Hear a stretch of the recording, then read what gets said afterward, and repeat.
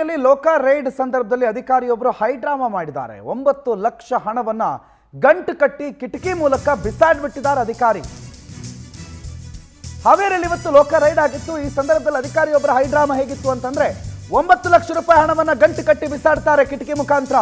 2 ಲಕ್ಷ ರೂಪಾಯಿ ನಗದನ್ನ ಬೆಡ್ನಲ್ಲಿ ಸುತ್ತಿಡ್ತಾರೆ. ಕಾಶಿನಾಥ್ ಭಜಂತ್ರಿ ಅಂತ ಒಟ್ಟು 11 ಲಕ್ಷ ಹಣವನ್ನ ಗಂಟು ಕಟ್ಟಿ ಎಸೆತಾರೆ ಅಧಿಕಾರಿ. ಗ್ರಾಮೀಣ ಕುಡಿಯುವ ನೀರು ಸರಬರಾಜು ಇಲಾಖೆ ಎಇ ಇವರು. ಬಸವೇಶ್ವರ ನಗರದ 1ನೇ ಕ್ರಾಸ್ನಲ್ಲಿದೆ ಕಾಶಿನಾಥ್ ಅವರ ನಿವಾಸ.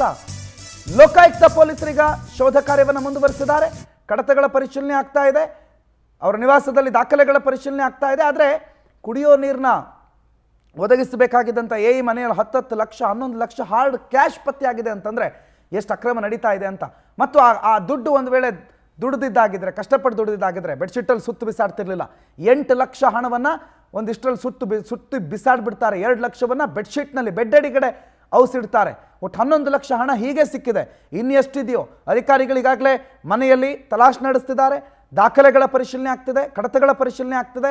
ಇದು ಕೇವಲ ಸಿಕ್ಕಿರುವ ಅಥವಾ ನಮಗೆ ಸಿಕ್ಕಿರೋ ಮಾಹಿತಿಯ ಹಣ, ಅದನ್ನು ಬಿಟ್ಟು ಇನ್ನೆಷ್ಟು ಹಣ ಸಿಗುತ್ತೆ ಅನ್ನೋದೆಲ್ಲ ಇನ್ನಷ್ಟೇ ತಿಳಿದು ಬರಬೇಕಿದೆ. ಇನ್ನು ಹಣ, ಚಿನ್ನಾಭರಣ ಏನೇನಿದೆ, ಎಷ್ಟೆಷ್ಟು ಸಂಪತ್ತಿದೆ ಈ ಕಾಶಿನಾಥ್ ಭಜಂತ್ರಿ ಅನ್ನುವ ವ್ಯಕ್ತಿಯ ಹತ್ರ ಅನ್ನೋದು ಇನ್ನಷ್ಟೇ ತಿಳಿದು ಬರಬೇಕಿದೆ. ಲೋಕಾಧಿಕಾರಿಗಳ ರೈಡ್ ಮುಂದುವರೆದಿದೆ.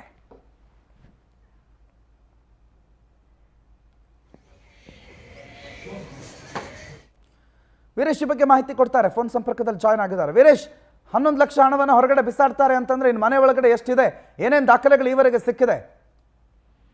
ಖಂಡಿತ ಪ್ರಣೋತ್, ಏನಂದ್ರೆ ರಾಜ್ಯದ ಹಲವೆಡೆ ನೀಡ್ತಕ್ಕಂಥ ಲೋಕಾಯುಕ್ತ ದಾಳಿ ವೇಳೆ ಕೂಡ ಹಾವೇರಿಯ ಒಂದು ಕೆಲವು ಭಾಗಗಳಲ್ಲಿ ರಾಣೆಬೆನ್ನೂರು ಮತ್ತು ಹಾವೇರಿ ಸೇರಿದಂತೆ 2 ಭಾಗಗಳಲ್ಲಿ ಕೂಡ ಇದೀಗ ಲೋಕಾಯುಕ್ತ ದಾಳಿ ಮಾಡಿರುವಂತದ್ದು. ದಾಳಿ ವೇಳೆ ಏನು ಸುಮಾರು ಜಡ್ಪಿ ಇಂಜಿನಿಯರಿನ ಕುಡಿಯುವ ನೀರಿನ ವಿಭಾಗದ ಎ ಆಗಿರ್ತಕ್ಕಂಥ ಭಜಂತ್ರಿ ಅನ್ನೋ ವ್ಯಕ್ತಿ ಅಧಿಕಾರಿ ಇರ್ತಾನೆ. ಆತನ ಬಳಿ ಇದೀಗ 9 ಲಕ್ಷ ಹೊರಗಡೆ ಎಸೆಯುವಂತ ಸಂದರ್ಭದಲ್ಲಿ ಲೋಕಾಯುಕ್ತರಿಗೆ ರೆಡ್ ಹ್ಯಾಂಡ್ ಆಗಿ ಸಿಕ್ಕಿರುವಂತದ್ದು. ಜೊತೆಗೆ ದಾಳಿ ಮಾಡ್ತಕ್ಕಂಥ ಸಂದರ್ಭದಲ್ಲಿ ಮನೆ ಒಳಗಡೆ ಬೆಡ್ಶೀಟ್ ಕೆಳಗಡೆ 2 ಲಕ್ಷ ರೂಪಾಯಿ ಸಿಕ್ಕಿರುವಂತದ್ದು. ಹೀಗಾಗಿ ಟೋಟಲ್ 11 ಲಕ್ಷ ರೂಪಾಯಿ ಇದೀಗ ಅಧಿಕಾರಿಗಳು ಹಣವನ್ನು ವಶಪಡಿಸಿಕೊಂಡಿದ್ದಾರೆ. ಜೊತೆಗೆ ಹೆಚ್ಚಿನ ಮಹತ್ವದಾದಂತಹ ಆಸ್ತಿ ದಾಖಲೆಗಳು ಕೂಡ ಸಿಕ್ಕಿರುವಂತದ್ದು. ಈ ಬಗ್ಗೆ ಎಲ್ಲರೂ ಕೂಡ ಸಂಪೂರ್ಣವಾದಂತಹ ತನಿಖೆ ಕೂಡ ನಡೆಸ್ತಾ ಇರುವಂತದ್ದು.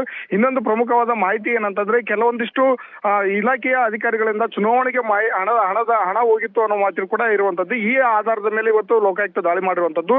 ಹೀಗಾಗಿ ಚುನಾವಣೆಗೂ ಕೂಡ ಈ ಅಧಿಕಾರಿಗಳಿಂದ, ಈ ಇಲಾಖೆಯಿಂದ ಏನಾದ್ರೂ ಚುನಾವಣೆಗೆ ಬಳಕೆ ಇದಕ್ಕೆ ಹಣ ಹೋಗಿದೆ ಅನ್ನೋದು ಕೂಡ ಇದೀಗ ಪ್ರಶ್ನೆ ಕಾಡ್ತಾ ಇರುವಂತದ್ದು. ಹೀಗಾಗಿ ಈ ಬಗ್ಗೆ ಹೆಚ್ಚಿನ ವಿಚಾರಣೆಗಾಗಿ ಲೋಕಾಯುಕ್ತ ಅಧಿಕಾರಿಗಳು ಏನು ಈ ಭ್ರಷ್ಟ ಅಧಿಕಾರಿಗಳ ಬಗ್ಗೆ ವಿಚಾರಣೆ ನಡೆಸ್ತಾ ಇರುವಂತದ್ದು. ಪ್ರಣೋತ್, ಥ್ಯಾಂಕ್ ಯು ಮಾಹಿತಿಗೆ ವೀರೇಶ್.